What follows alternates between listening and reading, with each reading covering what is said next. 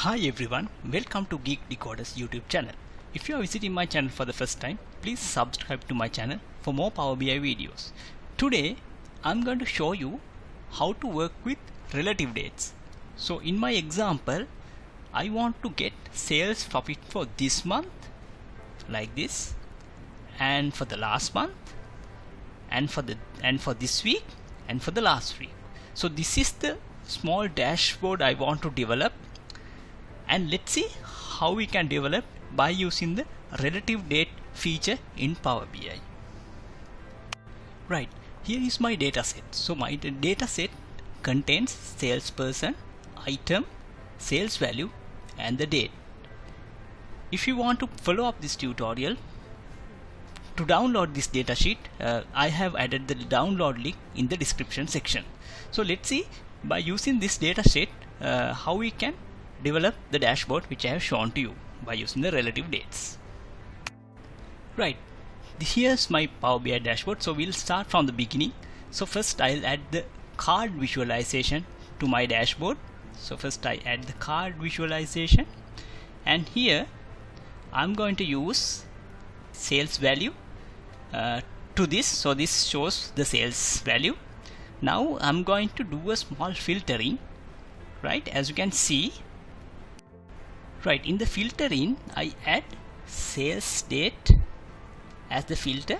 So here to get the relative date, so here let's say in this first one I'm going to get the sales profit for this month. So for that I have to go relative date feature, and here I have to say in this, and then we have to say in this month, right? So then if we apply it, as you can see here, the date range is shown. Right, as you can see now the sales date updated. So we'll do a small formatting in here. So we need a background as the black color background we want. So I add that one. So then I want the category as white or gray. So I add that one, and I will increase the size as well a bit. Right, so then date label also I want white color, and I will keep it as it is. And then I select this one, and I go here and I say this month. Right, so this is how it is been done for the first one. And also I can add a small shadow, that is what I have added, and border as well. Right, so now I want to add a same type of card for next month. So here I make it bit small, right, and for the next or the last month I keep it like this, and here it's just a matter of changing this. I select relative date, and here I have to select in the last 1 month. In the here if we select month, let's say what will happen.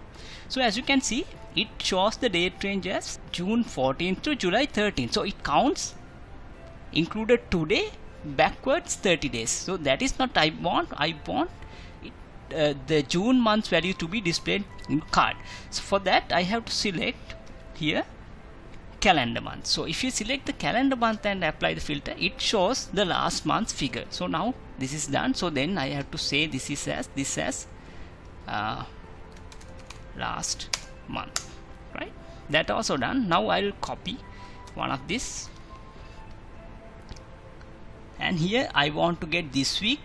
Here also I select this one, and relative date I select in this week, right? So here then I apply the filter, and I say this week, right? So then same thing I'll take it, and then I want to say this as relative date in the last 1 week. In the sense week, if you select week here, same as month, it will start counting backwards from today onwards, but that is not I want. I want the last week ones. So then I select calendar week and apply the filter. Now that value also displayed. So we say here last week, right? So now 4 cards are added. Now we just add a text box here as I want.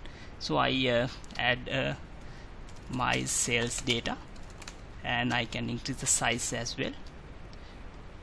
I increase 28, something like that. So now it's just a matter of adding the other parts, some non-admin parts, right? So here I increase the size a bit, and then I can change the background color to yellow.